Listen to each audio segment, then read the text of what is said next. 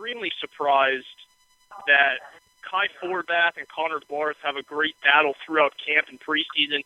Forbath wins the job and gets cut, and a couple days later, and Will Lutz, an undrafted free agent, ends up becoming the starting kicker for the Saints.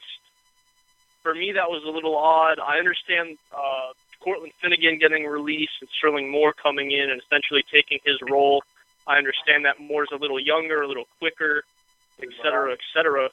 The biggest surprise for me today was Garrett Grayson. And I know I have a very unpopular opinion about Garrett Grayson.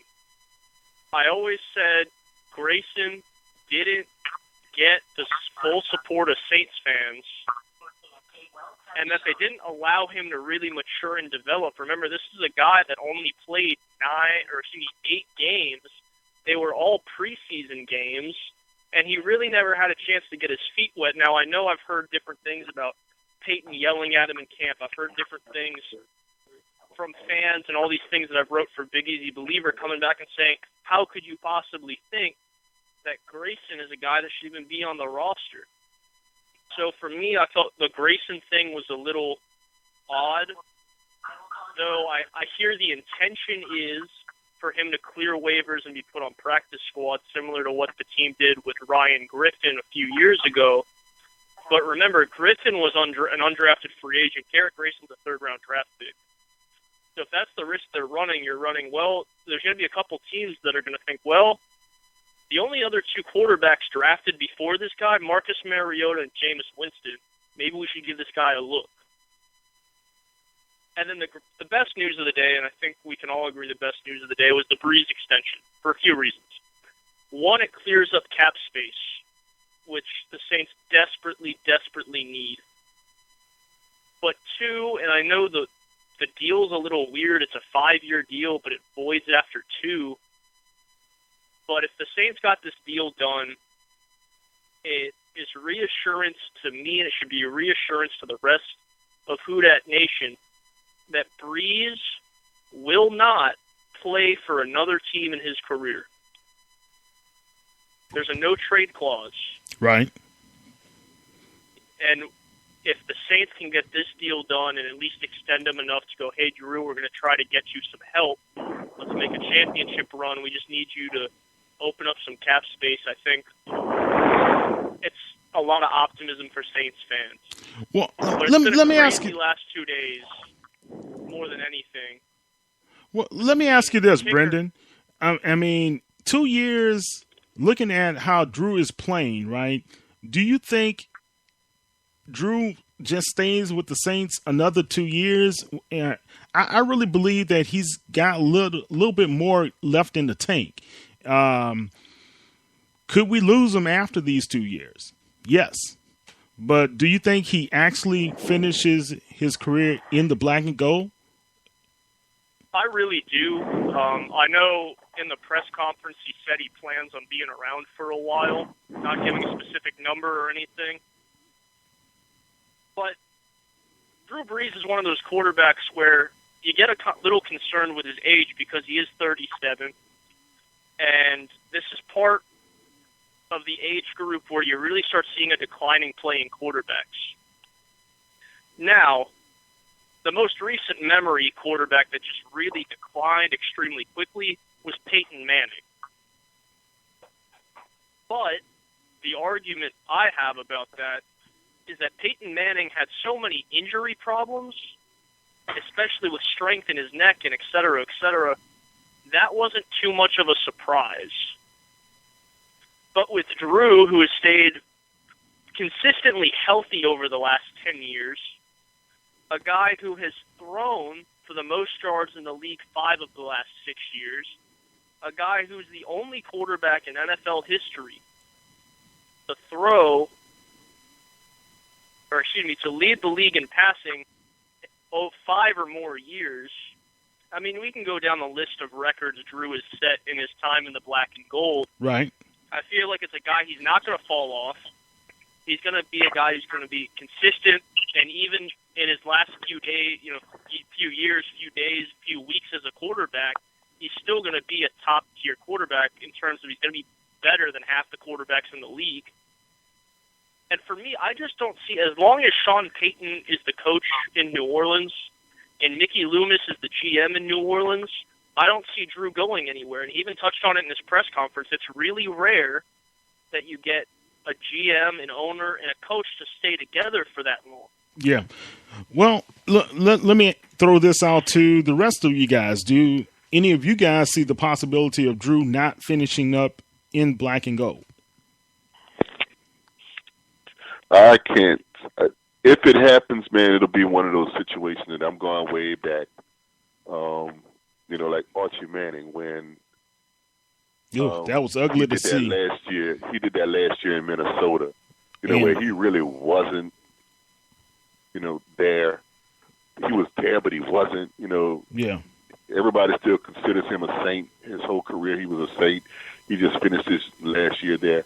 So if it comes to something like that, I could maybe see Drew maybe doing 1 year somewhere, just to kind of, if for no other reason, go out on his own terms type of thing.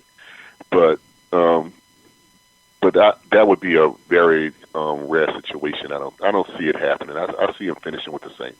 Okay. All right. Anyone else? I see him with the Saints. Okay. Deuce? Okay, we lost him. Professor? I think Remy hit the nail right on the head, that it would be something where the Saints try to get some value for him, or if they have not won a championship again, to give him a chance in something like that. But the key is going to be at the end of 2017, if they keep him, what type of contract, like Brendan alluded to, no trade, because Drew really loves New Orleans. He's very thankful and grateful for Coach Payton, Mickey Loomis, and Mr. Benson reviving his career and giving him a chance. And it was divinely orchestrated. So I think from Drew's perspective, he wants to retire and play his whole career, remaining years of his career with the Saints. So unless he diminishes it tremendously, I think that's how he'll go out the Saints. Well, Kyle, I'll throw it in real quick. I think it just depends on how he's going to do these next 2 years, because Saints fans don't like to hear it, but, I mean, Drew is declining. You can see it in a lot of his throws. He's still very accurate, but especially like the 30, 35-yard throw that he used to make to, say, Devery Henderson on point every throw. He's missing the Cooks maybe half the time. I mean, he's losing a step in his arm. Now, he's not necessarily getting inaccurate. He's still got the numbers in terms of accuracy, but his ability to stretch the field was never great. And now be going from average to probably below average as he's getting older. I mean, and there's nothing he can do to stop that. So, I mean, where we're at in 2 years, next year, I know we should be looking to the future already, but next year really excites me because we actually have cap space next year. We're looking at possibly having $30 million cap space next year, depending on how this contract plays out and how Mickey moves money next year. Because Drew's number is less than it is this year, so you're going to drop $10 million off that, give or take. And then however the contracts play out next year, and Mickey Loomis always moves around $5 to $10 million every year. It's hard to see because we see it incrementally, but he always moves $5 to $10 million every year. It's just an average. And that's how we sign the people that we sign, like Laurinaitis. We trade for him, and we sign Paul Kruger. We always find the money with that amount of space. So his contract number next year being a lot lower, a lot of dead money finally falling off, like the Evans dead money is basically going to be gone. The Browner money is going to be gone that's dead. I got over the cap pulled up. Our dead money this year, we've got guys, we're still eating Junior Gallette's $12 million cap number. We still got Keenan Lewis's $6 million cap number. Marcus Colston, $3 million. Brandon Browner, $4 million. So we have a lot of stuff we're eating this year from guys who are no longer on the team, and basically all that's going to disappear next year. So this year we're sitting at $38 million dead money. Next year we have $5 million.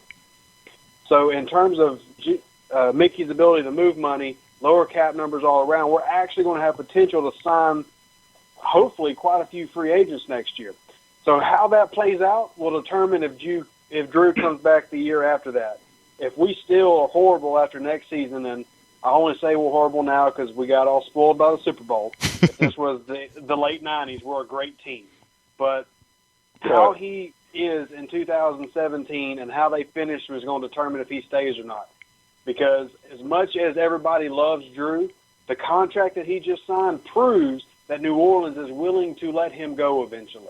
Because thank you. For all arguments, New Yes. Orleans won this contract battle Yeah. 100%. Yeah. They got everything they wanted. Drew really got nothing he wanted. He's getting paid, yes, but that's not what Drew wanted. Drew wanted a 4 or 5 year deal. He wanted to be here a while, and New Orleans basically said, we're calling the shots, and if you don't like it, you don't get your money.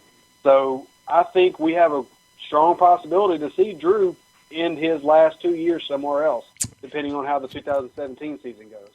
Right. And I concur, and I do want to see him in black and gold. I do want to see him go out a winner. I do want to see him not flat on his back because we have a bad offensive line. I do want to see Drew still be a part of the New Orleans scene. So it's a lot of could it happen, could it not happen? I just believe 2-year deal is.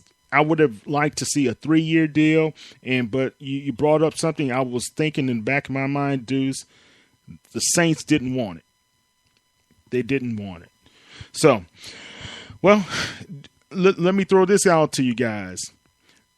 Is Drew Brees a first-round Hall of Fame pick? Yes or no? Yes. Absolutely. Okay. Without a doubt. Without a doubt. Absolutely. Right. And I can't see how anybody can argue against Drew. I was kind of pleased to hear that John Clayton of ESPN said that he believes that even if Drew doesn't finish with the Saints, he will go on to become the NFL passing leader of all time. You know, that was pretty interesting to hear from him. How many more yards does he need? What is Peyton's number? What, 71,000 was Peyton's? I'll pull it up real quick for you. So he would need. He's at 60,903 right now. Oh yeah. Yep. I wouldn't be surprised if he does. Yeah, depending on what happens. 2017, if he stays with the Saints, I wouldn't be surprised if he passes. If I'm a bet man, I'll bet on Drew. I wouldn't be surprised if he does not pass Peyton. Yeah, I would be surprised if he doesn't. I think he has an excellent chance. I mean, he really only needs 3 complete seasons. Averaging what he needs now, he could actually do it in 2 years. Really? If he averages over the 5,000 he's been doing, right? He's only behind right at 11,000 yards. So 5,500 yards for Drew Brees really isn't that out of the range. And if, I'm the most excited this year about our receivers that I've been in almost a decade because we actually have a young split in Thomas that's potentially elite level. Cooks is, your prototypical flanker, can stretch the field, and then a great slot guy. So, I mean, the weapons he now has at his disposal, plus what's coming out of the backfield, plus Fleener, going down the seam, a 5,000-year season, especially next season, if they can address the line, is not out of sight. You could see the Saints push Drew Brees to try to hit 72,000 yards at the end of 2017. I mean, it's definitely doable with what he's been doing so far. Deuce, now let me repeat what you say. You are excited about these receivers. So that means you include Brandon Coleman? No.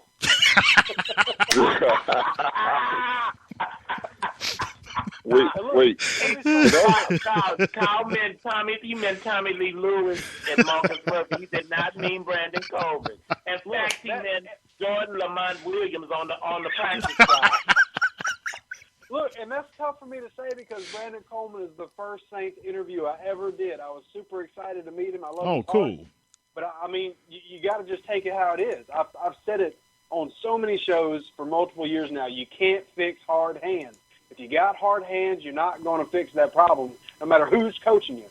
You could bring back the greatest wide receiver coaches in history. You're probably not going to fix Brandon Coleman's hard hands. He's going to catch amazing passes, and then he's going to tip up half the passes he misses. You just can't have that, in a split-end receiver. Hey, look, dudes, Drew may lose 500 yards this season right off of Brandon Coleman. Oh my goodness.